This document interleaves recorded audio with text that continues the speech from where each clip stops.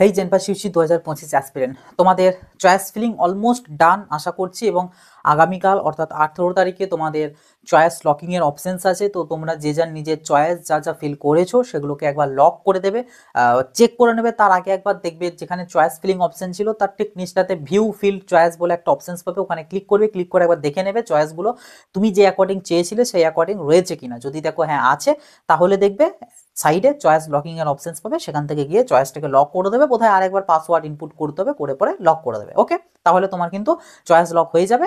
যদি in case কেউ lock করতে ভুলে যাও বা লক না করো তো প্রবলেম কিচ্ছু নেই। লাস্ট যে চয়েসটাকে সেভ করে রেখেছো, মানে ওই ভিউ ফিল্ড চয়েসে যেগুলো দেখাবে ওইটাই তোমার কিন্তু অটো লক হয়ে যাবে। ঠিক আছে, তো ওটা গেল। কিন্তু বিষয় হচ্ছে তোমাদের এখানে বেশ কিছু ডাউটস আছে অনেকের। যেমন কমন ডাউটস কি কি, যে দাদা আমি ডোমিসিয়াল সার্টিফিকেট A1টা বানাতে পারছি না। মানে পারছি না বলতে কিরকম, যে আমি অ্যাপ্লাই করেছি কিন্তু অনেক দিন টাইম লাগবে বলছে, তো কি করব? সেক্ষেত্রে কি A2টার দিকেই দেখবো আমি ড্রপার তা সত্ত্বেও? সেকেন্ড আছে হচ্ছে আমি A1টা বানিয়ে ফেলেছি কিন্তু কোনো প্রকার ই ডিস্ট্রিক্ট ডোমিসিয়াল আমি বানাইনি, মানে অনলাইন ডোমিসিয়ালটা এখনো প্রসেসিংয়ে আছে বা ওটা এখনো হয়নি, কিন্তু আমি A1 এ বিডিওকে বা এসডিওকে দিয়ে আমি সই করিয়ে নিতে পেরেছি। তো তাহলে কি আমাকে আবার অনলাইনেরটাও লাগবে, নাকি এটাতেই কাজ চলে যাবে? থার্ড কোয়ারিজ আছে যে আমি একটা অন্য কলেজে ভর্তি হয়েছিলাম, সেখানে রেজিস্ট্রেশন হয়ে আছি, তো সেই জায়গাতে আমি এখানে ভর্তি হতে পারবো কিনা, বা মানে এই ম্যাটারটা। ঠিক আছে, এটা একটা বিষয় আছে। আরও কিছু প্রবলেম আছে তোমাদের ক্যাটাগরি সার্টিফিকেট রিগার্ডিং, এরকম বেশ কিছু মেজর মেজর কিন্তু মানে কোয়ারিজ তোমাদের মনে রয়েছে। সেই সব কোয়ারিজের উত্তর আমি আজকের এই ভিডিওতে দেবো। কাজে ভিডিওটা কিন্তু খুবই গুরুত্বপূর্ণ তোমাদের হতে চলেছে। কাজে ভিডিওটা শেষ পর্যন্ত অতি অবশ্যই দেখবে। ভিডিওটা ভালো লাগলে একটা লাইক করে দেবে, চ্যানেলটাই নতুন হয়ে থাকলে অবশ্যই সাবস্ক্রাইব করে নোটিফিকেশনে ক্লিক করে অলতে সেট করে রাখবে, কারণ ভবিষ্যতে কাউন্সেলিংয়ের টাইমে আরও অনেক আপডেটস কিন্তু তোমরা এই চ্যানেল থেকে পেতে থাকবে। এছাড়া যদি তোমাদের কোনো ডাউট কোনো কোয়ারিজ থেকে থাকে সেটা কমেন্ট বক্স খোলা আছে, কমেন্ট বক্সে লিখে জানাতে পারো। এবং লাস্ট মোমেন্টে যদি এখনও কেউ চয়েস ফিলিং না করে থেকে থাকো, চয়েস ফিলিং রিগার্ডিং হেল্প চাই, তোমরা চাইলে আমাদের পেড কাউন্সেলিংয়ে এনরোল করতে পারো, এবং অ্যাজ সুন অ্যাজ পসিবল করে নেবে। সেটা কিভাবে কি করবে ভিডিও ডেসক্রিপশন বক্সে এবং পিন কমেন্ট আমি একটা গুগল ফর্মের লিঙ্ক দিয়ে দেবো। গুগল ফর্ম ফিল করবে, গুগল ফর্ম ফিল আপ করে ওখানে পেমেন্টের জন্য কিউআর আছে, পে করে পরে সাবমিট করে দেবে, এবং অ্যাজ সুন অ্যাজ পসিবল আমাদের এন্ড থেকে তোমাদের সাথে কন্ট্যাক্ট করে নেওয়া হবে। তোমাকে কল করা হবে, কল করে পরে তোমার রিকোয়ারমেন্ট জেনে তোমার জন্য best choice filling list prepare করে দেওয়া হবে। ওকে, এনিওয়ে আমরা এক এক করে আসবো আমাদের মেন প্রবলেমগুলোতে বা ডাউটসগুলোতে। ফার্স্ট অফ অল যদি আমি আসি তোমাদের এই ডোমিসিয়াল সার্টিফিকেট সংক্রান্ত প্রবলেমটাতে, দেখো ডোমিসিয়াল যে সার্টিফিকেট, এই ডোমিসিয়াল সার্টিফিকেট বানাতে অনেক প্রবলেম হয়। এখন অনেক হিউজ এখানে প্রসেস করে দিয়েছে, হিউজ লেভেলের একটা মানে স্টেপ করে দিয়েছে, যে জন্য টাইম লাগে। ওই কারণে আমি অক্টোবর মাস থেকে তোমাদেরকে বলে এসেছি যে তোমরা ডোমিসিয়াল বানিয়ে নাও, বানিয়ে নাও, বানিয়ে নাও। অনেকেই বানাওনি, তাই এখন এবারে ভোগ করছো, কিছু করার নেই। তো এনিওয়ে যেটা ব্যাপার সেটা হচ্ছে এখনো পর্যন্ত যারা A1টা বানাতে পারোনি কিন্তু ড্রপার রয়েছে, যারা ড্রপার নও কিন্তু A1টা বানাতে পারছো না, তোমাদের চিন্তার কিছু নেই। তোমরা A2 যে ফরম্যাটটা রয়েছে সেই প্রোফর্মা A2টাকে বানিয়ে নাও, স্কুলের হেডমাস্টার মশাইকে দিয়ে সই করিয়ে নাও, হয়ে যাবে। কিন্তু যারা ড্রপার রয়েছে এবং A1টা এখনো বানাতে পারোনি, তারা কি করবে? দেখো তোমাদেরকে বলে রাখি যে এখানে শুধুমাত্র যে আমাদের বিডিও বা এসডিওকে দিয়েই A1টাকে সই করাতে হবে এমনটা নয়। এখানে আরও অনেক কিন্তু অথরিটির নাম আছে, আরও অনেক কে আছে যাদেরকে দিয়ে তুমি করাতে পারো। ঠিক আছে, তবে তার মধ্যে জয়েন্ট বিডিও নেই, মানে জয়েন্ট বিডিওকে দিয়ে তুমি করাতে পারবে না। তুমি যদি ব্লককে যাও তোমাকে বিডিওকে দিয়েই সই করাতে হবে, অন্য কাউকে দিয়ে পারবে না।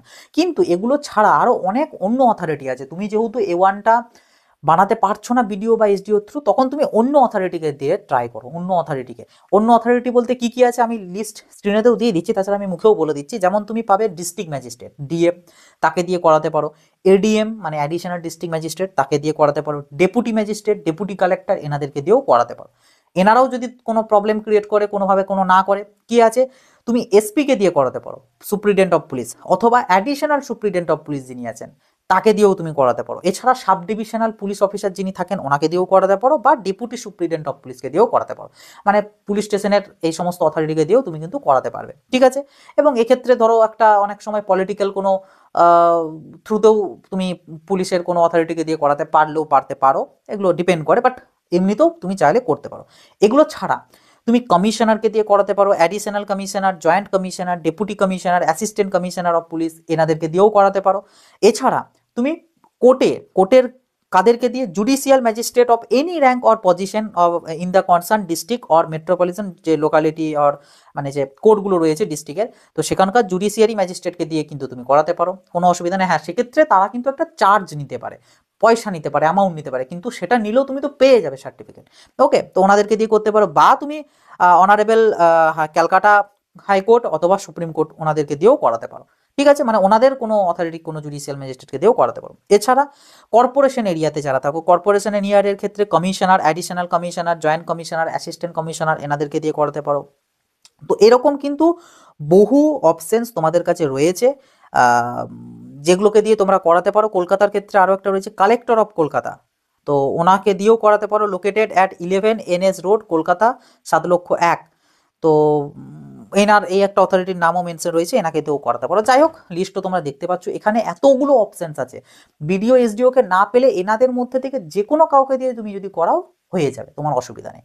আর অবশ্যই A1 এর ক্ষেত্রে হোক বা A2 এর ক্ষেত্রে হোক, যাকে দিয়ে সই করাচ্ছ তিনি যেন যেখানে সার্টিফাইং অথরিটি সই বলে অপশনস আছে সেখানে যেন সই করে, সাথে তুমি যে ফটোটা চেটাবে ফটোটার উপরে যেন সই করে, এবং ওনার যেন স্ট্যাম্পটা এখানেও দেয় আর এখানেও যেন দেয়। দেখে নিও, A2টা যারা করাবে হেডমাস্টার মশাইয়ের সই যেন এখানে থাকে আর স্ট্যাম্প যেন এখানে থাকে, সাথে এখানেও একটা আর এখানেও একটা যেন থাকে। আর ডোমিসাইলের ক্ষেত্রেও ওটা। তো আশা করি এটা ক্লিয়ার করতে পারলাম। যারা এখনো A1 বানাতে পারোনি তারা মোটামুটি চেষ্টা করো 20 তারিখের মধ্যে এই অন্য যে কোনো অথরিটিকে দিয়ে বানিয়ে নেওয়ার। হয়ে গেল। এবার আসছি যারা A1টা বানিয়ে ফেলেছো, মানে বিডিও বা এসডিও সই করে দিয়েছে কিন্তু অনলাইন ডোমিসাইলটা পাওনি, তাদের বলি দরকার নেই অনলাইন ডোমিসাইল। তোমাদের মেন দরকার A1টা ডিরেক্ট দেয় না বলেই অনলাইন ডোমিসাইলটাকে বানাতে হয়। কিন্তু তুমি যেহেতু মানে ডাইরেক্ট তুমি A1 বানিয়ে ফেলেছো, কাজে তোমার আর অনলাইনে লাগবে না, তোমার ওটাতেই কাজ চলে যাবে। তো নিশ্চিন্তে থাকতে পারো তোমরা। ওকে, এটা একটা গেল। নেক্সট এবার যেটা মেজর ডাউটস তোমাদের বা মেজর অফ ক্যান্ডিডেটদের একটা কোয়ারিজ, যে আমি একটা অন্য কলেজে ভর্তি হয়ে আছি, সেখান থেকে আমি একটা এখানের কলেজে এবার ভর্তি হব, তো সেই জায়গায় কোনো প্রবলেম হবে কিনা। আচ্ছা, এই প্রসঙ্গে আসছি, তার আগে আরেকটা কোয়ারিজ দূর করি, সেটা মেডিকেল ফিটনেস সার্টিফিকেট সংক্রান্ত। দেখো, মেডিকেল ফিটনেস সার্টিফিকেটের জন্য তোমাদের বলি, যারা প্যারামেডিকেলের গভর্নমেন্ট বলো অথবা প্রাইভেট বলো, এই সমস্ত মানে কলেজে ভর্তির জন্য চাইছো, তোমরা তোমাদের মেডিকেল ফিটনেসের অতটা খুব একটা মানে বিরাট কিছু স্ট্রিকনেস থাকবে না যে কোনো গভর্নমেন্ট হসপিটাল থেকে করতে হবে বা রিপোর্টগুলো সব করাতে হবে, অতটাও রেস্ট্রিকশন থাকবে না। ইভেন বিএসসি নার্সিংয়ের ক্ষেত্রে তোমরা যারা প্রাইভেটে করবে তাদেরও অতটা চাপ থাকবে না। ঠিক আছে, তোমরা ওটা মোটামুটি একটাভাবে করলেও চলে যাবে। কিন্তু বিএসসি নার্সিংয়ের যারা গভর্নমেন্ট কলেজ পাবে বা গভর্নমেন্ট কলেজে ভর্তি হবে, তোমাদেরকে কিন্তু বেশ কিছু রেস্ট্রিকশনের মধ্যে এখানে যেতে হবে। তোমাদেরকে রিপোর্ট কিন্তু মিনিমাম যে কিছু কয়েকগুলো রিপোর্ট করতে হয় সেগুলো তোমাদেরকে করাতে হবে। এবং শুধু রিপোর্ট করালেই হবে না, তোমাদেরকে কোনো গভর্নমেন্ট হসপিটালের কোনো ডাক্তারকে দিয়ে করাতে হবে। মানে আবার এমনটাও নয় যে যে ডাক্তারবাবু গভর্নমেন্ট হসপিটালে চাকরি করে কিন্তু ওনাকে দিয়েই তুমি ওনার চেম্বারে বা উনি হয়তো আলাদা করে ক্লিনিক করেন সেখানে গিয়ে করালে ওটা চলবে না। কারণ তোমার যে মেডিকেল ফিটনেস সার্টিফিকেট, সেখানে উনি যে স্ট্যাম্পটা দেবেন সেই স্ট্যাম্পেতে যেন সেই হসপিটালটার নাম মেনশন থাকে, এইটা হচ্ছে খুব গুরুত্বপূর্ণ। হসপিটালের নামটা যেন মেনশন থাকে। এবার এক্ষেত্রে অনেকে বলতে পারো যে আমি গভর্নমেন্ট হসপিটালের জায়গায় যদি কোনো প্রাইভেট হসপিটালের কোনো ডাক্তারকে দিয়ে করাই হবে, আশা করছি হবে। তবে সেক্ষেত্রেও যেন সেই প্রাইভেট হসপিটালের নেমটা যেন স্ট্যাম্প আকারে ওখানে দেওয়া থাকে, এইটা একটু দেখবে। ঠিক আছে, কারণ বিএসসি নার্সিংয়ের গভর্নমেন্ট কলেজে ভর্তির জন্য এই একটু কড়াকড়ি কিন্তু আছে মেডিকেল ফিটনেস, এবং রিপোর্টগুলো তো অবভিয়াসলি করাতেই হবে। কিন্তু বাকিগুলোর ক্ষেত্রে রিপোর্ট অতটা না করালেও চলে যায়, এবং মেডিকেল ফিটনেসে সই করানো নিয়েও অতটা প্রবলেম থাকে না। তবে একদম সেফ অ্যান্ড সিকিউর থাকবে যদি কোনো গভর্নমেন্ট হসপিটালের কোনো ডাক্তারকে দিয়ে করাও, তাতে সেটা অ্যালোপ্যাথি ডাক্তার হোক বা হোমিওপ্যাথি হোক, কোনো অসুবিধা নেই, কিন্তু গভর্নমেন্ট হসপিটালের হলে হবে। ওকে, ঠিক আছে।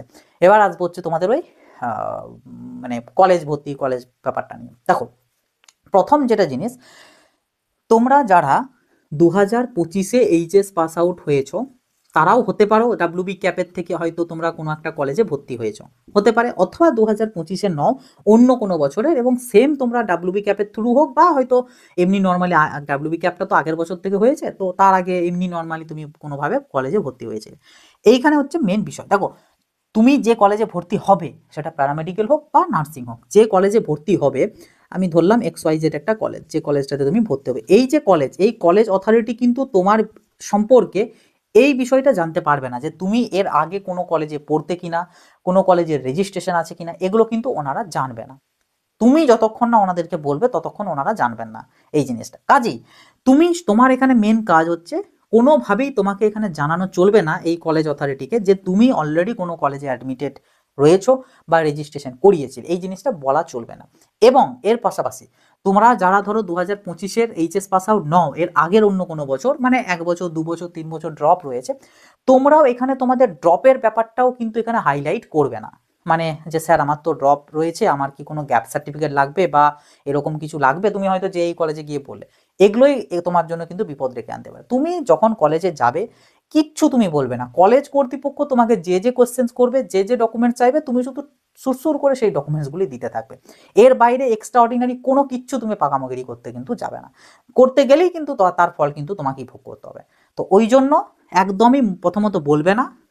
আর ন্যাচারালি এখানে দেখা গেছে তোমার যদি ড্রপও থাকে, ওনারা এটাও জিজ্ঞাসা করে না যে তোমার ড্রপ রয়েছে, তুমি কি করছিলে ড্রপে, এরকমটা জিজ্ঞাসা করে না। কিন্তু যখন তুমি আগ বাড়িয়ে বলতে যাবে তখনই তুমি ফেঁসে যাবে, ওই জন্য বলবে না। আর এটার প্রসঙ্গ তো একদমই নয় যে সরি এটা না, এটার প্রসঙ্গ একদমই নয় যে আমি অন্য কলেজে ভর্তি হয়েছিলাম তো তখন ড্রপ পুরোপুরি যায়নি, দরকার নেই। তুমি ড্রপ যদি ওনারা জিজ্ঞাসা করেছে ড্রপ রয়েছে তোমার, তো 2024 এইচএস কি 2023 এইচএস, তো কি করছিলে, সিম্পলি অ্যান্সার যে স্যার আমি এই নিটের জন্য প্রিপারেশন নিচ্ছিলাম, বাট এক বছর দেখলাম তো হলো না, তো এই জন্য এই বছরটাতেই আমি জেন পাসের জন্যই প্রিপেয়ার নিয়ে পড়ে ওই জন্য এই বছর ভর্তি হচ্ছি। সিম্পল ব্যাপার, কারণ ওনারা তোমার এই তথ্যটা ওনারা পাবেন না, তোমরা মানে ওনারা পাবেন না যতক্ষণ না তুমি বলবে। কাজেই একদমই ওটা বলতে যাবে না, জাস্ট এইটুকু বলবে। যদি তোমাদের ড্রপের বিষয়ে জিজ্ঞাসা করে, ড্রপের বিষয়ে যদি জিজ্ঞাসা না করে ওটুকুও বলবে না, একদম সিম্পল ব্যাপার, ঠিক আছে। কিন্তু এখানে একটা বিষয় আছে, সেইটা হচ্ছে এই যে পুরো ম্যাটারটা বললাম এটা তাদের জন্যই অ্যাপ্লিকেবল যাদের এইচএস এর মার্কশিট হোক বা অ্যাডমিট কার্ড হোক, সেখানের পিছনে ব্যাক সাইডে, সেটার ব্যাক সাইডে যদি স্ট্যাম্প দেওয়া না থাকে। কারণ রিসেন্টলি দেখা যাচ্ছে অনেক কলেজে যখন তুমি ভর্তি হচ্ছ সেখানের তোমার মার্কশিটের উল্টো পিঠে একটা স্ট্যাম্প দিয়ে দেওয়া হচ্ছে যে তুমি অ্যাডমিশন নিয়েছো বলে। ওই রকম স্ট্যাম্প যদি থাকে তাহলে তোমার এবারে মেন প্রবলেমটা। যাদের স্ট্যাম্প নেই কিন্তু তুমি ভর্তি হয়েছিলে, রেজিস্ট্রেশন হয়েছে কি হয়নি কিচ্ছু এসে যায় না তার সাথে, তোমার এইখানে ভর্তির সাথে ওটার কোনো সম্পর্ক থাকবে না। হ্যাঁ, তোমাকে রেসপন্সিবিলিটি নিয়ে ওই প্রিভিয়াস কলেজের তোমার যে রেজিস্ট্রেশন সেটা ক্যান্সেল করে আসতে হবে, কিন্তু এইখানে সেটার কোনো ইম্প্যাক্ট পড়বে না যদি না তুমি আগ বাড়িয়ে বলতে যাও, ঠিক আছে। কিন্তু যখন তোমার স্ট্যাম্প দেওয়া থাকবে ব্যাক সাইডে, তখন তো ওনারা তো দেখতেই পেয়ে যাবে যে তোমার এখানে স্ট্যাম্প দেওয়া রয়েছে, তার মানে তুমি অ্যাডমিশন কোথাও নিয়ে রেখেছিলে। স্ট্যাম্প দেওয়া নেই বলেই ওনারা তোমাদের এই ইনফরমেশনটা ওনারা পাবে না, যে কারণে বললাম যে বলবে না। কিন্তু এখানে তো ওনারা তো দেখতে পাচ্ছে যে তোমার অলরেডি অ্যাডমিটেড, সেটার জন্য তোমাদেরকে এই যাদের এরকম কন্ডিশন রয়েছে তাদের ক্ষেত্রে একটা মানে ব্যাপার আছে যে যদি তুমি দেখো তুমি এখানে প্যারামেডিক্যাল হোক বা নার্সিং হোক, যে তুমি কলেজ পাওয়ার একটা হিউজ পসিবিলিটি রয়েছে, তাহলে তুমি আগেই এই কলেজে যে কলেজে ভর্তি ছিলে সেই কলেজে গিয়ে আবার এই ব্যাক সাইডে গিয়ে ক্যান্সেল বলে, অ্যাডমিশন ক্যান্সেল বলে একটা স্ট্যাম্প দিয়ে নিয়ে আসতে পারো, মানে রেজিস্ট্রেশনারে ক্যান্সেল করে। অথবা তুমি এখানে যেটা সিট পাওয়ার জেন পাসের থ্রু পেলে, পাওয়ার পর ওই কলেজে গেলে, যাওয়ার পর ওখানে যখনই ওনারা যদি তোমার এই স্ট্যাম্পটা, এখানেও সেম জিনিস স্ট্যাম্প আছে কিন্তু তা সত্ত্বেও ওনারা কিছু বলছেন না, বলতে যাবে না তুমি কিছু, ঠিক আছে। যদি ওনারা যখন বলবে যে তুমি তো এখানে স্ট্যাম্প রয়েছে, তুমি কি ভর্তি হয়েছিলে কোথাও, তখন তুমি এটা বলবে যে হ্যাঁ ছিলাম, কিন্তু স্যার ওটা আমি ক্যান্সেল করে দেবো, মানে আমি ক্যান্সেল করে ওখান থেকে যদি কোনো সার্টিফিকেট লাগে তো বলুন, আমি এনে দেবো ওখান থেকে। এইভাবে বলে পরে ওটাকে হ্যান্ডেল আউট করতে হবে, কিন্তু কোনোভাবেই তুমি আগের থেকে এখানে বলতে যাবে না, ঠিক আছে। আশা করি আমি ব্যাপারটা তোমাদেরকে বোঝাতে পেরেছি যে যাদের স্ট্যাম্প নেই তাদের কোনো চিন্তা নেই, যদি না তুমি ওই একটু পাকামোগিরি যদি না মেরে তুমি যদি বলতে না যাও, কোনো প্রবলেম তোমাদের হবে না। কিন্তু যাদের স্ট্যাম্প আছে তাদেরকেও একদম কোয়াইটলি ভাবে তোমাদেরকে কিন্তু হ্যান্ডেলিং করতে হবে। যাদের একদম কনফার্ম হয়ে আছো যে আমি সিট পেয়ে যাচ্ছি, তারা এখনই এটা চাইলে ক্যান্সেল করে আসতে পারো প্রিভিয়াস কলেজে। কিন্তু যাদের কনফার্ম নেই বা ভাবছো যে কি জানি কি হবে না হবে, তারা না করলেও নাও করতে পারো এখন, পরবর্তীতে সেটা কলেজের সাথে অ্যাডজাস্টমেন্ট করে কিন্তু তোমাদেরকে ম্যাটারটা দেখতে হবে বা হ্যান্ডেল আউট করতে হবে, ওকে। তো এটা হচ্ছে ব্যাপার। এবার এখানে এর প্রসঙ্গে জানিয়ে রাখি যে অনেকে জিজ্ঞাসা করতে পারো যে তখন কি কলেজ আমার ওই ব্যাপারটাকে কনসিডার করবে। তো এটা টোটালি ডিপেন্ড করছে কলেজের উপর, কলেজ চাইলে নাও করতে পারে, তো এটার কোনো প্রপার সলিউশন কিন্তু নেই, বাট চেষ্টা করবে যা হোক করে কথাবার্তা বলে হ্যান্ডেল আউট করা নেওয়ার জন্য, ঠিক আছে। তো এটা অনেক বড় একটা মেজর কোয়েশ্চেন যেটা তোমাদের ছিল সেটা ক্লিয়ার করলাম। এর প্রসঙ্গে তোমাদের এসবিএম সেম স্কলারশিপেরও একটা কিছু ব্যাপার অনেকের ডাউটস থাকতে পারে, বাট ওটা এখানে আর ডিসকাস করার মতো নয়, কারণ ওটা এর পরেও আলোচনা করা যাবে যে আমি স্কলারশিপ পেয়েছিলাম ওই কলেজে ভর্তি হয়ে এখন পাবো কি পাবো না, এগুলোর প্রসঙ্গে এখন যাচ্ছি না, ওগুলো পরে আমি ডিসকাস করবো। বাট এই যে ডাউটসটা ছিল এটা আমি ক্লিয়ার করলাম, ঠিক আছে। এরপর আসবো হচ্ছে তোমাদের গ্যাপ সার্টিফিকেটের প্রসঙ্গে, যে আমাদের এই যে যাদের গ্যাপ রয়েছে তোমাদের এগুলো না হয় বুঝলাম যে কিছু বলবো না বা কি ব্যাপার, কিন্তু আমাদের কি গ্যাপ সার্টিফিকেট লাগবে। দেখো আমাদের জেনপাসের অ্যাডমিশনের ক্ষেত্রে, ঠিক আছে, জেনপাসের অ্যাডমিশনের ক্ষেত্রে কোনো প্রকার গ্যাপ সার্টিফিকেট কিন্তু লাগে না, তাতে তুমি প্যারামেডিক্যালে ভর্তি হও বা নার্সিংয়ে ভর্তি হও, গ্যাপ সার্টিফিকেট ন্যাচারালি কিন্তু প্রয়োজন পড়ে না। এবার কিছু কিছু কলেজ বলতে পারে যে গ্যাপ সার্টিফিকেট দেওয়ার জন্য সেই ক্ষেত্রে তোমার এটা ম্যান্ডেটারি ডকুমেন্টস নয়, মানে এমন ম্যান্ডেটারি বলতে এমার্জেন্সি ডকুমেন্টস নয় যে তুমি অ্যাডমিশন নিতে গেলে এবং তুমি গ্যাপ সার্টিফিকেট নিয়ে যাওনি বলে তোমার অ্যাডমিশন ক্যান্সেল করে দিল, এটা হবে না।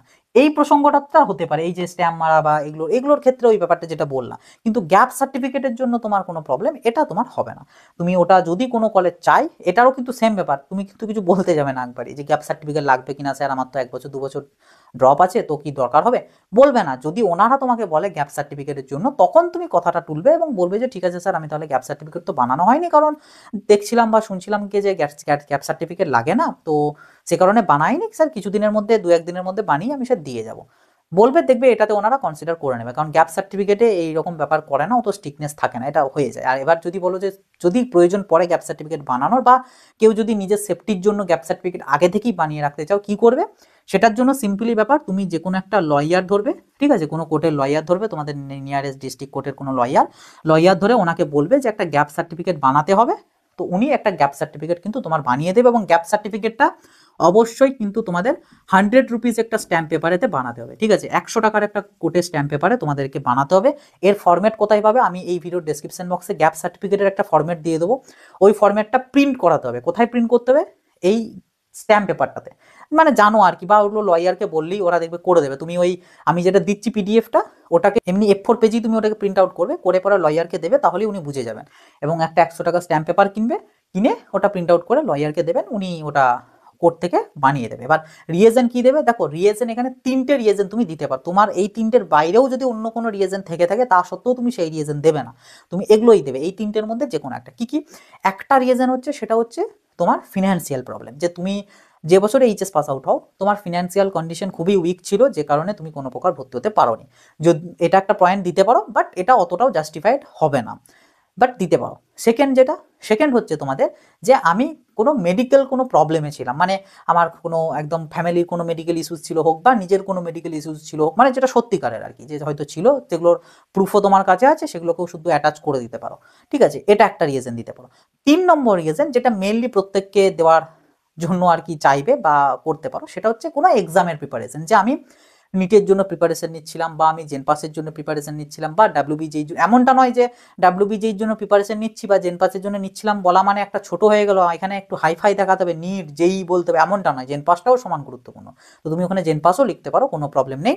চেষ্টা করবে যদি কোনো এক্সামস তুমি দিয়ে থাকো, যে বছরগুলো ড্রপ গেছে, সেই বছরের যদি কোনো এক্সামের অ্যাডমিট কার্ড বা র্যাঙ্ক কার্ড বা কোনো কিছু থেকে থাকে, তাহলে আরও ভালো, সেই এক্সামের নামটাই এখানে দেবে এবং ওইটাই রিয়েজন হিসেবে দেবে। তো মেনলি এই 3টে, এর বাইরে যদি অন্য কোনো কন্ডিশন হয়ও, চেষ্টা করবে এই 3টের মধ্যে কোনো একটার সাথে সেটা অ্যাডজাস্ট করে দেওয়ার, করে পরে সেটা সহই প্রিন্টটা হবে আর কি। মানে আমি যে ফরম্যাটটা দেবো, ওখানে দেখবে ব্ল্যাঙ্কস করা থাকবে, ড্যাশ দেওয়া থাকবে, ড্যাশগুলোকে পূরণ করতে হবে। তো কোর্টের স্ট্যাম্প পেপারে যখন প্রিন্ট করবে, ওটা ওরকম ড্যাশ থাকা চলবে না, ওই ড্যাশটার জায়গাটাতে একদম প্রিন্টেড ফরম্যাটেই তোমার রিয়েজনটা যেন মেনশন থাকে, ঠিক আছে, করে ওইটা লয়ারের থেকে বানিয়ে নেবে। লয়ারও কিছু টাকা নেবে, 500, 600, 700, 1000 এরকম কিছু নিতে পারে। দেন গ্যাপ সার্টিফিকেট হয়ে গেল। গ্যাপ সার্টিফিকেট ন্যাচারালি লাগে না, বাট তাও আমি বলে দিলাম যে যদি প্রয়োজন হয় সেক্ষেত্রে বানাবে। আর SBMCM স্কলারশিপের জন্য গ্যাপ সার্টিফিকেট লাগে, তবে তাও ওটা এইরকম গ্যাপ সার্টিফিকেট নয়, ওটার জন্য স্বামী বিবেকানন্দ অথরিটির থেকেই তোমাকে একটা ফরম্যাট দিয়ে দেবে, তো ওই ফরম্যাটে বানাতে হবে। কিন্তু এই কোটেরটা এই ভর্তির জন্য দিতে পারো, যদি প্রয়োজন পড়ে বা যদি বলে কোনো কলেজ, সেক্ষেত্রে, ঠিক আছে। তো এই হচ্ছে তোমাদের মেন কিছু মেজর কোয়ারিজ ছিল সেগুলো। আরেকটা জিনিস লাস্টলি, এই ডোমিসিয়াল প্রসঙ্গে এতগুলো অথরিটি বললাম, এর পরেও যদি A1 না বানাতে পারো, তখন গিয়ে লাস্ট অপশন ড্রপার হওয়া সত্ত্বেও A2টা বানিয়ে নেবে, ঠিক আছে, 20 তারিখ নাগাদ হোক বা 19 তারিখ নাগাদ হোক, তখন গিয়ে A2টা বানিয়ে নেবে। কারণ নাহি মামার চেয়ে কানা মামা ভালো, তো A1 যেহেতু বানাতে পারলে না, তো তখন বাধ্য হয়ে A2টা বানাতে হবে, তো A2টা তখন বানিয়ে নেবে, বাস, এই হচ্ছে ব্যাপার। তো মানে বাধ্য হয়ে এক প্রকার। আর যাদের ক্যাটাগরি কোনো কিছু আছে, SC ST বা কোনো কিছু, তো তোমাদের ওটার যে সার্টিফিকেট, ওটাও অ্যাজ এ ডোমিসাইল ইউজ হয়ে যাবে, তো চিন্তার কিছু নেই। আরেকটা জিনিস এই ক্যাটাগরি সম্বন্ধেই মনে পড়লো, যে ওবিসিদের নিয়ে এখনও তোমরা অনেকে ডাউটসে আছো। আমি বারবার প্রত্যেকটা ভিডিওতে বলেছি যে ওবিসিদের দুটো, হয় রিভ্যালিডেট লাগবে কিংবা NCL লাগবে, দুটোর যে কোনো একটা ম্যান্ডেটারি। যদি তুমি রিভ্যালিডেট দাও, তোমার NCL লাগবে না, এটা স্পষ্ট জেনপাসের কাউন্সেলিংয়ের নোটিফিকেশনে বলে দেওয়া আছে। এরপরেও আমি দেখেছি অনেকেই তোমাদেরকে ভয় দেখাচ্ছে, বলছে যে না NCL লাগবে, একদম মিথ্যা কথা। তোমাদের যাদের রিভ্যালিডেট সার্টিফিকেট আছে, তোমাদের NCL একদমই লাগবে না, তোমাদের নিশ্চিন্তে থাকতে পারো, তোমাদের রিভ্যালিডেট সার্টিফিকেটটাই কাজে হয়ে যাবে। কিন্তু যাদের রিভ্যালিডেট নেই বা অ্যাপ্লাই করেছো, তোমাদের অ্যাকনলেজমেন্ট স্লিপটা রয়েছে, ওইটা কিন্তু এখানে ভ্যালিড হবে না। রিভ্যালিডেট নেই মানে তোমার NCL লাগবে, এবং যে NCLটা 1/4/2025 পর ইস্যু করা, সেই রকম এনসিএল লাগবে। তো এনসিএল তোমাদেরকে দিতে হবে, দুটোর যে কোনো একটা। যদি না দিতে পারো সেক্ষেত্রে তোমাদেরকে জেনারেলে কনভার্ট করিয়ে দেওয়া হবে। কিভাবে জেনারেলে হয়ে যায় বা কি ব্যাপার ওটা নিয়ে এর আগে একটা ভিডিওতে আলোচনা করেছি, লিঙ্কটা আমি আই বাটনের ডেসক্রিপশন বক্সে দিয়ে রাখবো, গিয়ে চেক করে নেবে বাস। ওকে, তো এই ছিল তোমাদের কিছু মেজর কিছু প্রবলেম। এর বাইরেও যদি কারোর কিছু প্রবলেম থেকে থাকে কমেন্ট বক্স খোলা আছে, কমেন্ট বক্সে লিখে জানাবে। যদি আরও অনেকগুলো প্রবলেম দেখি বা মেজর কিছু প্রবলেম দেখি, অবশ্যই আমি সেগুলোরও তোমাদেরকে ক্লারিফিকেশন দিয়ে দেবো এবং পরবর্তীতে ভিডিওতে আমি আলোচনা করে দেবো। তো সেগুলো যাতে মিস না হয় ভিডিওগুলো, চ্যানেলটাকে সাবস্ক্রাইব করে নোটিফিকেশনটা ক্লিক করে অলাতে সেট করে রাখবে। আর ডাউট থাকলে ডেফিনেটলি কমেন্ট বক্সে লিখবে, ওটা তোমাদের জন্যই খোলা, ঠিক আছে?